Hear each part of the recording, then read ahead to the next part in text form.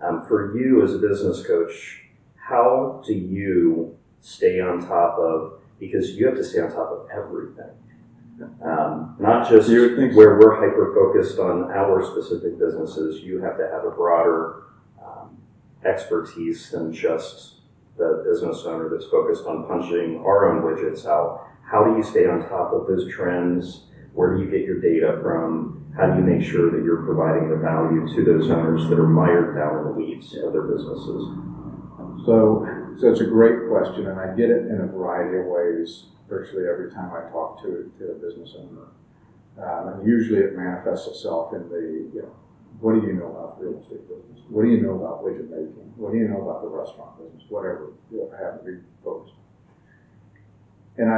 And being a bit of a smart aleck in my natural state, I usually respond in a way that says, I don't know a damn thing about your business. And I say it to set the stage for a conversation around that, because what I usually say is that what you need? Do you need somebody to come in and actually tell you where the real estate industry is? Do you need somebody to come in and tell you where the widget making industry is? Because if that's true, then we need to go find some help to have somebody come in that actually is immersed in that industry. Because I'm not, I can't provide that to you. Now, what I can do is I can utilize your information. You're the expert in the industry. I'm the expert in the business performance.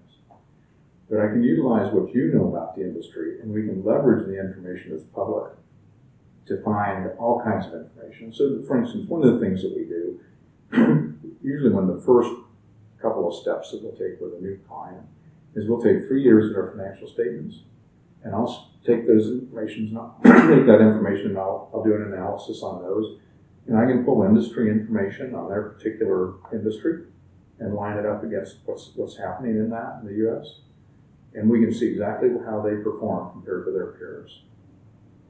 And it's a broad picture, and it's not an actionable perspective, but it is a perspective that allows you to get an understanding of where you stand within your industry. And then the public information gives us a lot on what's happening in the industry. So if I happen to go out on the internet and I'm researching the residential real estate market, and I see certain things that are happening out there, I may come to a meeting that we have with a client and they say, hey, Greg, did you happen to catch this? I was working with somebody and they do some multifamily housing investments. And I came across an article as I was researching that industry, because when I'm working with a client and their industry, I will be out looking at stuff, on the industry, but I don't try to be the expert in it. I just want to be knowledgeable about it. So I found this article. Did you realize that Cincinnati is one of the top 5 cities in the nation for the investment in multifamily properties? Interesting piece of information. It's very difficult right now to actually find a multifamily rental. It's almost impossible. We're doing a lot of dialing numbers and scouring databases that we never had to do before. So sure. It was an interesting perspective that I had, because I'm not in the industry, I didn't have until I found that information.